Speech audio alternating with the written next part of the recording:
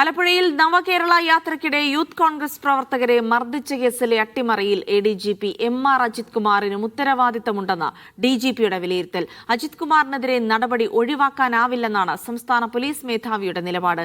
നടപടി ശുപാർശ ചെയ്തുകൊണ്ടുള്ള റിപ്പോർട്ട് ഡിജിപി ആഭ്യന്തര വകുപ്പിന് കൈമാറും.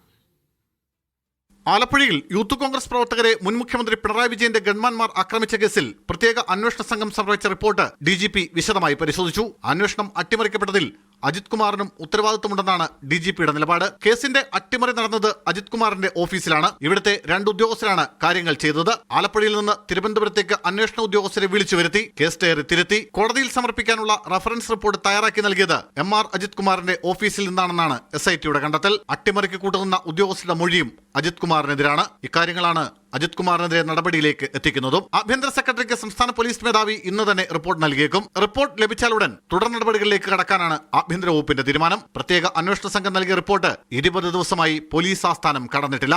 UDF സർക്കാരും ഉദ്യോഗസ്ഥർക്കായി രക്ഷാപ്രവർത്തനം നടത്തുന്നുവെന്ന് വിമർശനമുയർന്നിരുന്നു. പിന്നാലെയാണ് വേഗത്തിൽ നടപടി സ്വീകരിക്കാൻ ആഭ്യന്തര വകുപ്പ് DGPക്ക് നിർദ്ദേശം നൽകിയത്. മീഡിയ 1 തിരുവനന്തപുരം.